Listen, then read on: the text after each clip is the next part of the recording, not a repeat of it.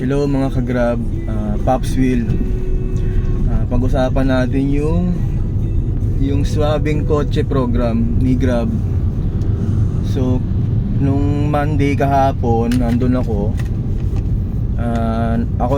Isa ako sa mga naunang magpa-sked dun sa vehicle inspection ni Grab. So ngayon sasabihin ko sa inyo kung paano kayo magpe-prepare para hindi na kayo paulit-ulit pumunta ron.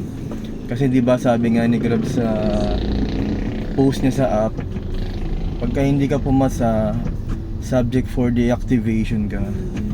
So you need to pass this vehicle inspection. So lahat tayo may inspect, hindi kaso dito kung bago yung sakyan mo, luma. Kasi kung sabihin mo ay bago yung sakyan ko 2022, 2023. Kung may bangga ka naman, bagsak ka rin, di ba? So pag-usapan natin. So yung vehicle inspection, meron siyang 3 stage. So ganito, pagpasok mo sa ako nagpa-inspect sa may Lamayan, sa A-Kinetic. So ang schedule ko kahapon is 3 PM. So ganito, pagpasok mo ng A-Kinetic, pila ka, may pila, syempre nakapila yung mga sakyan. Nung nasalang na yung sakyan ko, ang unang ini-inspect talaga nila, kasi paglapit mo sa kanila, pinipicture na yung sakyan mo Kumbaga, ito na yung stage 1 Ang stage 1 is ito yung pinaka-eksaktong niya. Stage 1 is visual inspection above carriage. So unang tinitilan yung sakyan mo, paikot, pipicturean meron na nag-inspect doon, pinipicturean yung sakyan mo, chine-check kung walang bangga, yung malinis. Actually Pops, yung mga dents, yung mga gas-gas na konti, okay lang yan. Pero wag lang yung tipong may bangga ka talaga, doon babagsak ka na agad doon. So ito, preparation. Kung alam nyong may tama yung sakyan nyo, paayos nyo na. Sayang kasi ang lakad natin pag pupunta tayo doon tapos may bangga yung sakyan mo, doon pa lang bagsak ka na. Tapos after ng visual na yon, ang chine-check na agad nila yung mga ilaw mo. Pababa yung salamin mo sa driver side, huwag ka munang baba, sa busy huwag ka bubaba. Ito sinasabi ko na yung actual para alam nyo na, hindi na kayo mahirapan. Pupunta sa harapan nyo nag-inspect. Siguro meron naman kayong mga experience sa mga sa mga vehicle inspection kasi requirements sa LTO to, di ba? So pabor to sa mga hindi pa nakapagparehistro, at least mga gamit nyo to, requirements. At ang higit sa lahat mga Pops, libre to. Si Grab ang magbabayad dito. Wala kayong babayaran dito, wala akong binayaran dito kahit 5. Meron tayong Grab coordinator dun sa mismong inspection, wala tayong babayaran. Okay, ito na. Pupunta sa harapan niya yung inspector, titingnan niyo lahat ng ilaw mo, bubuksan yung park light mo, headlight mo, turn signal mo, left and right. Ano ba yung mga allowed na ilaw? Ang ina-allowed nilang ilaw, katulad sa akin, ang headlight ko is dilaw. Kumbaga, all weather yan, di ba? Ayan, allowed yan. Headlight sinasabi ko headlight pa lang tayo Tapos yung park light, ang ina-allowed nila is puti, or yung stock mo. Kung wala kang binago sa sakyan mo, okay lang yan, mas pabor yan. Kung may binago ka, hanggat maaari, puti lang ilagay mo dyan. Kung puti, okay. Kung ang nakalagay dyan is blue or red, matik yung bagsak yan, Pops. Sabihin sa'yo, palitan mo muna yan. Kasi yung kasama ko kahapon, ang nakalagay sa park light niya is kulay blue sa adventure niya. So hindi nila doon pa lang sabi ng inspector, palitan mo yan ng kulay puti. Pwede, allowed nila yung puti Yung iba kasi, di ba, ultimo yung pula nilalagay sa harapan. Alam nyo naman yung pula nilalagay lang sa tail light. So doon pa lang alam nyo na mali naman talaga, di ba? Oh, yun. So ang allowed sa park light is yung stock nyo or yung puti. Ayan, sigurado yan, mga paps. Tapos sa headlight, yung allowed din naman yung mga LED ngayon eh. LED din naman sa akin eh. Allowed yung LED na puti, allowed din yung dilaw kasi mga all weather yan eh.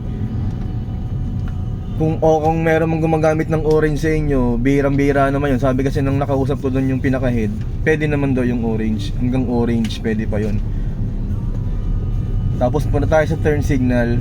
Siyempre, yung stock ng turn signal, yung orange nga yan, di ba? Sa turn signal, allowed yung orange.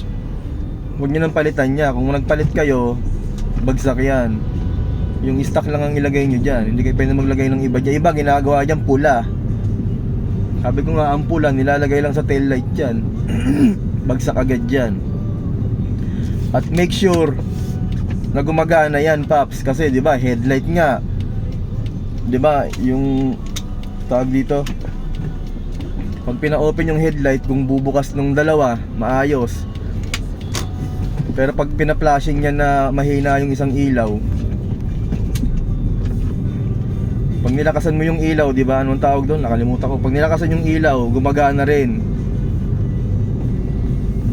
Comment nyo na lang, nakalimutan ko, nasa dulo ng dila ako eh. Tapos pupunta sa likod dyan, sa likod nyo, open ulit yung park light. Kung umiilaw yung tail light nyo, ayun, yung low tsaka high pala yun. Ayun na. Tapos pag open ng ilaw sa likod, papapakan yung preno. Siyempre dapat gumagana dapat yung high niyan. Isa rin yan, di ba? Tapos yung turn signal ng left and right sa likod, tsaka yung plate yung ilaw nyo sa plate number nyo, dapat gumagana rin yan. Tapos yung reverse, ipapalagay sa reverse yung sakyan, dapat umiilaw din yung, di ba may reverse tayong ilaw dyan sa likod. Okay lang naman yun kung pinalitan nyo ng puti yan, di ba? Iba pinapalitan kasi ng LED dyan eh. Okay lang naman yun sa reverse. Pero wag lang ilagay nyo pula rin, di ba? Bakit naman pula? Reverse nga, dapat maliwanag yan eh. Kasi may ilaw nga dapat sa likod dyan. Tapos ito pa, kasi may kahapon kasi may kasabay akong views doon. Yung ilaw niya sa likod, tail light niya is may basag. So yun, bagsak agad yun. May basag nga eh. O may crack pero halatang halata, kitang kita eh. Tapos yung kabilang niya may tubig. So doon pa lang babagsak din kayo. Kung alam niyo naman sa kanyo kung ano yung problema eh. Kaya mga simpleng problema yan. Kung bago kayo pumunta ron, paayos nyo na. Kung may basag yan, papalitan nyo talaga ng bago yan. Or kung paano nyo i-repair yan, di ko alam. Pero alam ko, palit bago. Kasi may basag nga eh. Malamang nabangga. Tsaka yung may tubig, madalas yan yung may tubig eh. Napapasukan ng tubig eh. Kasi may crack nga siguro. So papalitan nyo rin talaga o tanggalin nyo yung tubig kung paano nyo siya So okay na tayo sa ilaw. Yan ang stage 1 ha, visual inspection. So yung paikot ng sakyan mo, dapat walang banggayan. Kasi malamang ibabagsak ka talaga nila. O depende sa pakiusap mo. Kasi kung hindi naman ganong halata yung bangga mo, nasagi lang kapiraso, okay lang yan. Pero pag halatang yung bangga mo, hindi nila ipapasayan. Kung may mga tanong kayo, mag-comment kayo. Pwede naman mag-comment eh. Kasi huwag kayong mag-alala, lahat tayo mai-inspect. Hindi naman kesyo luma yung sakyan ko, nauna ako. Di ba nag-post na nga si Grab sa app na lahat tayo dadaan sa inspection eh. Sabing kotse program ang tawag niya rito eh. Ibig sabihin, yung safety kasi, yung safety nyo, mga driver, safety ng mga pasahero, tsaka yung make sure na maayos yung sakyan mo, malinis, walang bangga. Siyempre, yan eh, alam mo naman, iba-ibang pasahero eh, di ba? Di naman sa lahat maselan, yung iba, di ba? Pag nakitang may bangga yung sakyan mo, di ba? Nagtatanong agad, di ba? Sir, may bangga yung sakyan mo, ganun, di ba? Mare-report ka pa. Siyempre yung safety measure ang inaano ni Grab dito eh. Tapos maayos sa sakyan mo, malinis. Pag tinignan nila yung loob ng sakyan mo, alam mo naman kung maayos sa sakyan mo eh. Di ba? Hindi naman pwedeng yung upuan mo butas-butas na, di ba? Paano mo nga naman nilalaban sa pasahero na binabiyahe mo ng ganyan yan? Nakikita na yung sakyan mo, hindi mo man lang inaayos. Siyempre babagsak ka rin sa inspection. Kasama yan, mga paps. Isa pa, yung mga mahihina yung aircon sa inyo, bago kayo pumunta ng inspection, paayos nyo na yung aircon nyo. Medyo tough yung inspector ha. Don't take it lightly mga paps. Kasi lahat ng ang inaano nila dito, maayos yung sakyan mo. Ultimo yung aircon, importante yan. Alam ko marami sa atin yung mga naka-electric fan pa, na wala naman tulong talaga yan. Kung maayos ang aircon mo, di mo kailangan ng electric fan. Ako never akong gumamit niyan. Kasi kung mainit ang panahon, may electric fan ka, ang ibubuga ng electric fan mo, mainit din naman. O anong tulong sa iyo ng electric fan? Hindi naman nakakalamig ng sakyan yan, totoo lang. Kung may problema yung aircon nyo, paayos nyo na. Kasi preparation tong sinasabi ko. Kasi pagpunta nyo ng inspection, maayos dapat yung sakyan nyo lahat. Kaya sinasabi ko na yung stage nila, yung kung paano nila ini-inspect yung sakyan. Meron akong sample video ng stage 2 stage 3 kasi na-videoan ko yung sakyan ko kahit paano. Kung gusto nyo lang, pero kung hindi, okay lang. Pero yung stage 1 naman, ito pinaliwanag ko na nga. Hindi ko na kailangan i-upload kasi nga nasa loob ako ng sakyan eh. Hindi ko na na-videoan. May na-videoan man ako doon, ibang tao na kasi. Iba, baka kasi maano ko eh, disclaimer eh. Pero yun nga, pinaliwanag ko na, basta ang unang, sa stage 1, ang unang ini-inspect yung sasakyan mo paikot, tinitingnan nila kung malinis, walang bangga. Kung may konting dents ka, gas-gas, okay lang yan. Normal yan, kasi luma na yung sasakyan mo, di ba? Hindi mo maiiwasan yan. Pero yung pag may nakitang bangga yan, paayos mo na muna. Pangalawa, lahat ng ilaw, kabisado nyo na lahat, sinabi ko na kanina. Sa stage 2 na tayo. Sa stage 2, brake test. So kung meron sa inyong maninipis na yung mga pads, palit na kayo ng bago. Wala kayong choice dito mga paps, kasi chine-check talaga nila to. Brake test, yan. Pangalawa sa stage 2 is suspension test. Alam nyo kondisyon ng sakyan nyo. Kung may problema kayo sa pangilalim nyo, paayos nyo na, kabisado nyo naman yan eh. Halimbawa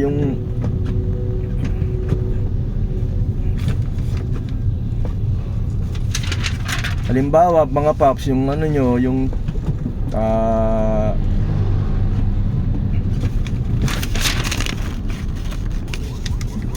front shock nyo, alam nyo naman kung sira na yan o hindi pa, di ba?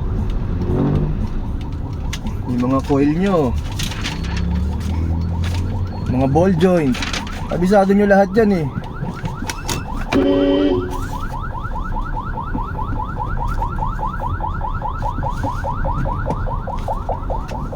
Ayun, pasensya na, may dumaan na ambulansya eh. Ayun, paayos nyo lahat ng suspension nyo kasi chinecheck nila lahat yan eh. Hindi kayo makakalusot dyan eh. Pag may problema dyan, may tumutunog dyan, may maingay sa pangilalim nyo, malalaman nila yan. So babagsak kayo dyan, sigurado yun. Isa yan sa mga preparation, paayos nyo yung pangilalim ng sakyan nyo. Lalo doon sa mga mas luma na yung sakyan. Kasi yung mga bago, okay pa yan eh. Pero yung mga katulad nating 2015 ako eh, sa mga 16, 17, paayos nyo na yan. Pangatlo, yung side slip test. Itong side slip test, tingin ko sa ano lang to eh, sa gulong lang to eh. Diba? Kung makapal pa yung gulong mo, kung kumakapit pa. Meron akong video dyan. Pagka i-upload ko na lang kung gusto nyo makita. Ito na, yung pangapat, yung emission test. Stage 2 tayo ay stage 2. Emission test. Tsaka yung sound level test. Dito tayo magkakaproblema. Sa emission test, usually dyan, yung gasolina, walang problema yan mga paps eh. Hindi naman talaga umuusok ang gasolina eh. Di ba? Ang magkakaproblema dyan yung mga naka-diesel sa inyo, yung especially yung mga adventure eh. Eto, tinanong namin to, kinausap ko, nag-i-interview ako dun eh. Alam niyo naman, tumutulong tayo sa Grab community. Preparation nyo to eh. Doon sa mga naka-diesel kasi, ang sinasabi kasi, sabi dun sa inspection o yung mga inspector, yung apak nila sa ano eh, ididiin nila ng hanggang 2.5 RPM. So medyo malalim talaga yung mga paps. Talagang expect natin na uusok talaga yung mga diesel dyan sa inyo. Lalo nga sabi ko may mga adventure, di ba? Di ba pag binibirit mo yung mga diesel, talagang umuusok yan eh. So pwede kayong bumagsak dun sa emission. So ang suggest ko lang sa akin lang naman to, para hindi kayo magpabalik-balik dun sa vehicle inspection, pa-change oil na muna kayo. Pwede yun kasi para luminis siya. Kasi sa mga gasolina okay lang yan, walang problema yan.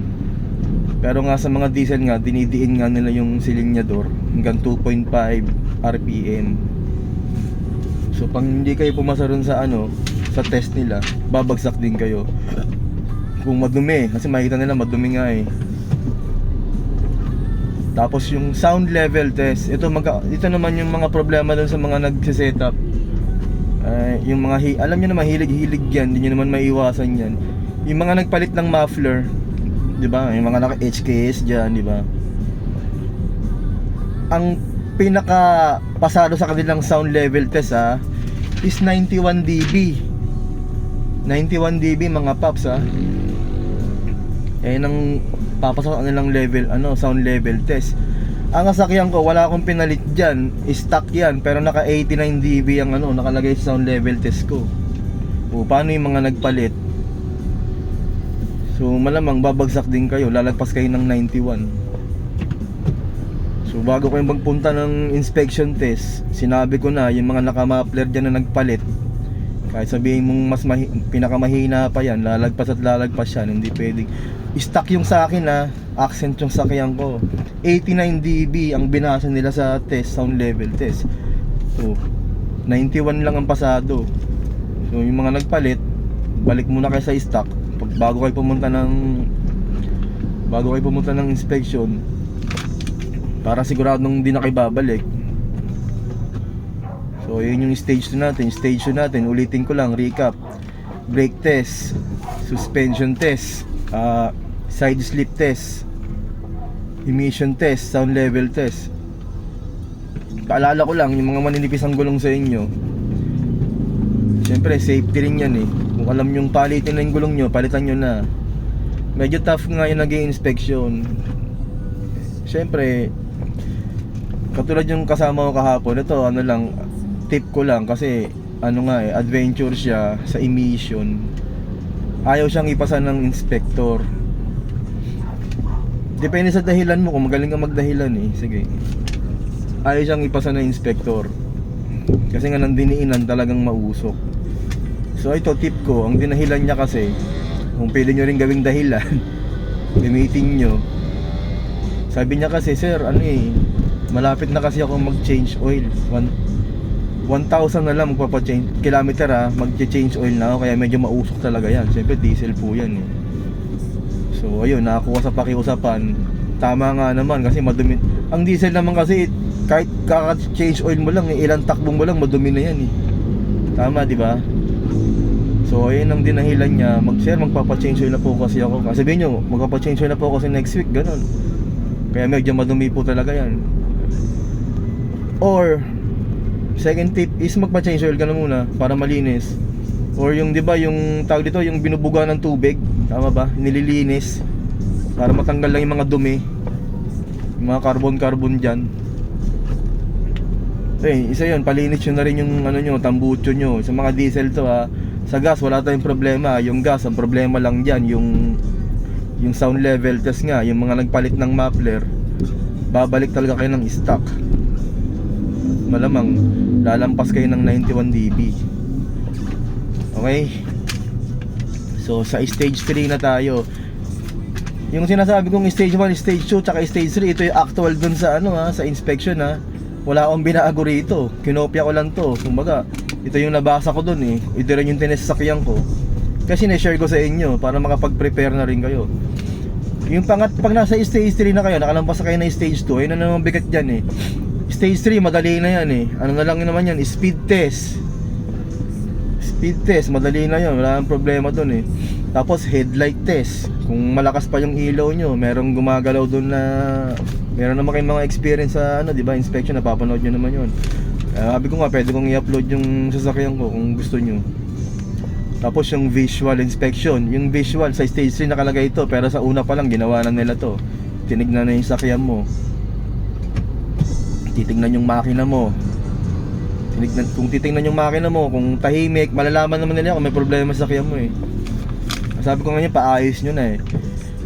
Kung may palya yung makina nyo, pa-check nyo na. Kung kailangan na ng spark plug yan, palitan nyo na. Basta make sure na pagpunta nyo rin sa inspection, maayos yung sasakyan nyo. Sabi ko nga, hindi naman ganun kabait yung inspector para ipasa ka kaagad kung talagang may problema sa sasakyan mo. So yun lang.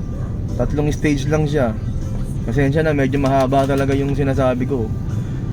Tapos kung may mga tanong kayo, pwede kayong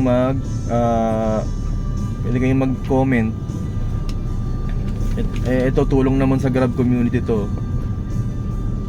Sabi ko nga sa inyo, kung di naman masama sa loob nyo, tulungan nyo rin ako para makapag-upload pa ako ng mas maraming makakatulong sa Grab community. Kung umabot kayo sa video na to, pwede naman tayong mag-subscribe lang. Mga paps, wala naman bayad dyan. Diba? Tulong nyo na rin sa akin yan para yung mga na-experience kung pwedeng makatulong sa Grab community, tuloy-tuloy lang natin to. Diba? Kasi kung wala namang nanonood sa atin, anong gagawin natin? So yun lang mga paps, kung may mga question kayo, pwede kayong mag-comment para masagot natin dito sa Swabing Kotse program ni Grab. Inuulit ko, walang bayad tong vehicle inspection. So bago kayo pumunta, lahat ng sinabi ko, gawin nyo na. Kung kailangan nyo ipaayos sa sakyan nyo, alam nyo naman problema ng sakyan nyo paayos nyo na. Kasi pababalik-balikin lang kayo dun, diba? Tsaka nabasa nyo naman yung sinabi ni Grab, subject for deactivation kayo pag di kayo pumasa. So yun lang mga paps, sana natulungan ko kayo. Ingat po tayo sa biyahe. Medyo nakahinga na ako ng maluwag, pasado na ako kahapon eh. So yun lang. Sige, God bless, thank you po.